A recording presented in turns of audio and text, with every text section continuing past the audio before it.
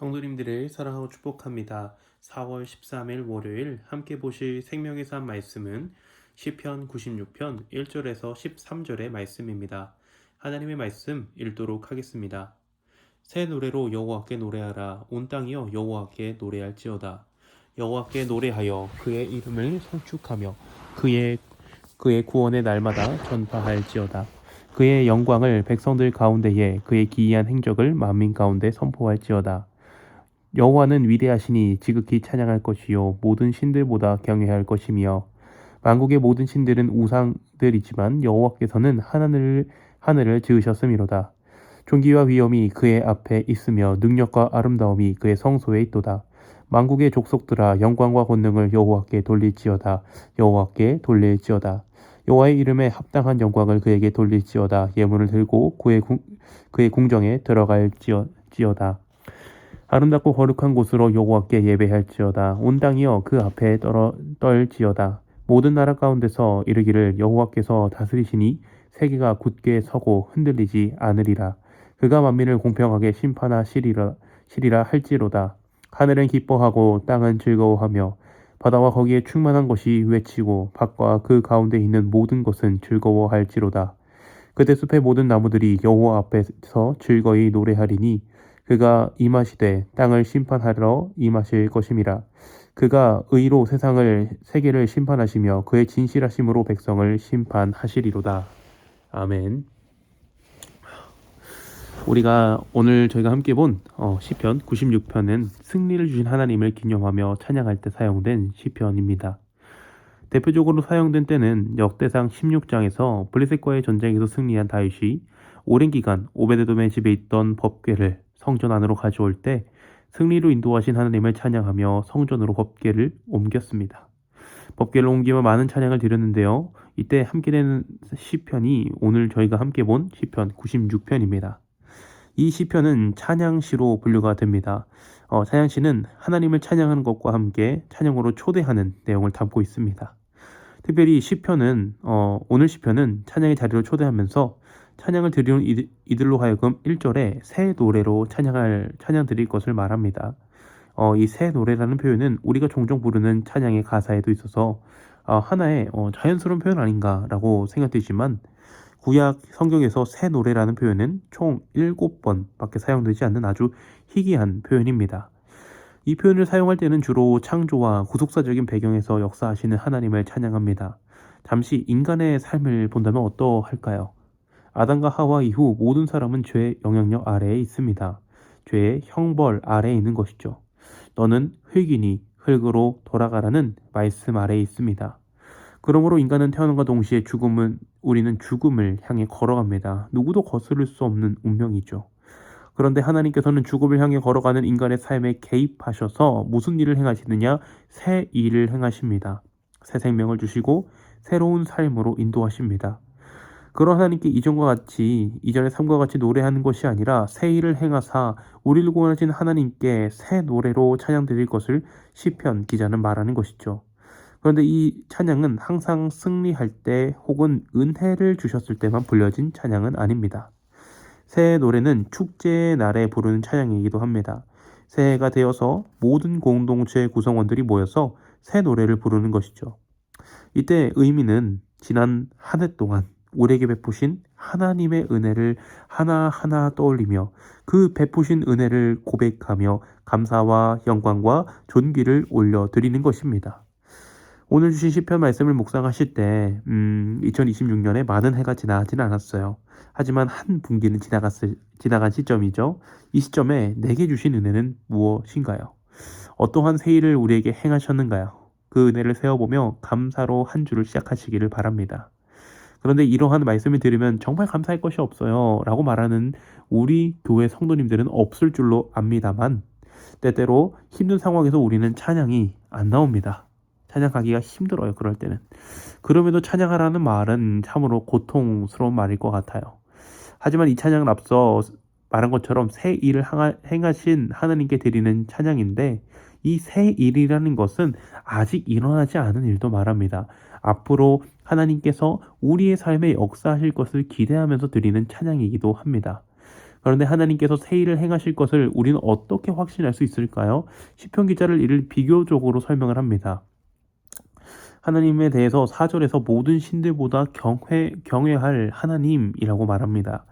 왜냐하면 5절에 다른 모든 신들은 우상이기 때문이죠. 여기서 참 재밌는, 원어적으로 보면 재밌는 언어 유희가 나오는데요. 신들이라고 표현하는 히브리어는 엘로힘입니다. 그런데 우상이라고 표현하는 히브리어는 엘리림입니다. 발음적으로 무척이나 유사하죠, 원어적으로.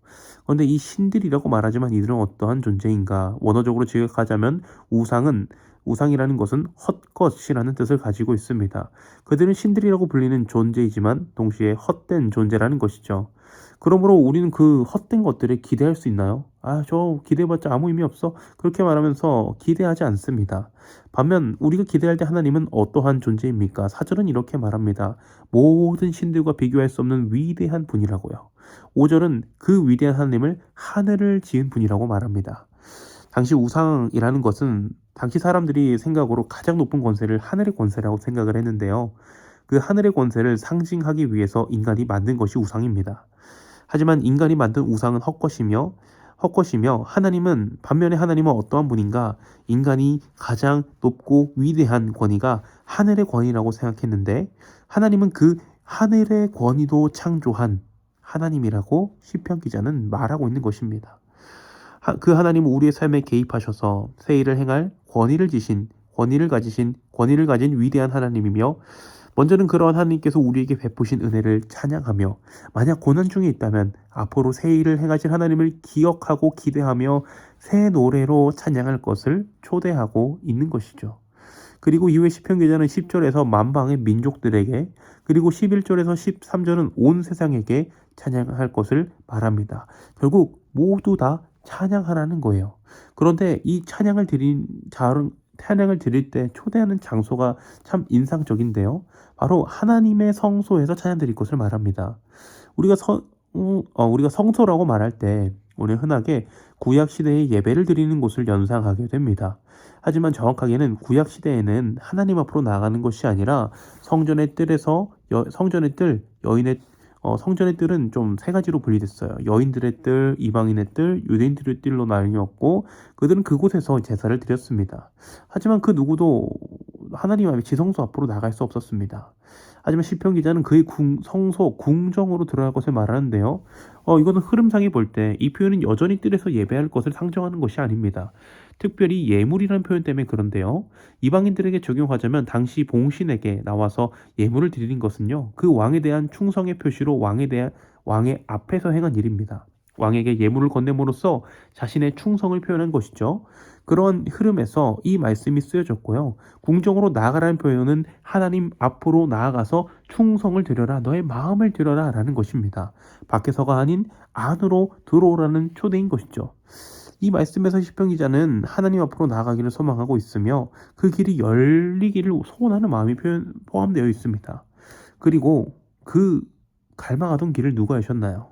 바로 예수 그리스도께서 살이 찢겨지고 피를 쏟으심으로 이루셨습니다.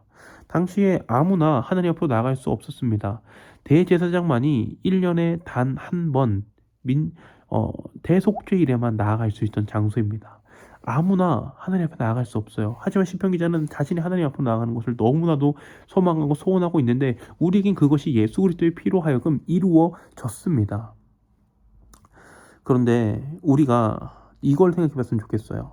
물가가 정해질 때 대부분의 사람들의 수요에 따라서 따라서 결정이 됩니다. 수요와 공급이 중요하죠. 수요가 높은데 물건이 적을수록 그 단가는 높아집니다. 구약시대 많은 사람들이 하나님 앞으로 나아오기를 소망했습니다. 하지만 몇몇 사람들에게만 허락되었죠. 앞서 말한 대로 대제사장만이 1년에 단 한 번 허락되었습니다. 하나님 앞으로 나아간다. 이는 그들에게 아주 귀한 일이었고 너무나도 갈망하던 일이었습니다. 반면 신약시대를 살아가는 우리에게 하나님 앞으로 나아가는 것은 모두에게 허락되었습니다. 이 말씀을 듣는 여러분, 어제 모두 예배 드리셨을 것입니다. 하나님 앞으로 나아간 것이죠. 그래서 우리는 때때로 예배 감격을 잃는 것은 아닌가 돌아보게 됩니다. 예배는 예수 그리스도의 피 위에 세워진 것을 기억하며 예배 감격을 회복해야 한다라는 것이죠. 이제 말씀을 마무리하고자 합니다. 시편 기자는 우리를 찬양의 자리로 초대합니다. 첫 번째는 우리에게 새 일을 행하신 하나님과 앞으로 새 일을 행하실 하나님을 열망하며 찬양합니다. 두 번째는 성소라는 자리로 찬양의 자리로 초대합니다. 하나님 앞으로 나아갈 수 있는 길이 우리 시대는 예수를 통해서 허락되었습니다. 하지만 매주 반복되는 예배 속에서 우리는 예배의 귀중함이 무뎌지지는 않았는지 돌아봅니다. 바라기는 우리의 마음을 다해 예배를 드리며 하나님께서 행하실 일에 감사하며 기대하는 우리 성도님들 되기를 간절히 소망합니다. 기도하겠습니다. 은혜로우신 아버지 하나님, 그 은혜를 감사합니다. 오늘도 우리에게 은혜를 베푸사 하나님을 예배하고 찬양하고 기도할 수 있게 하시니 너무나도 감사합니다.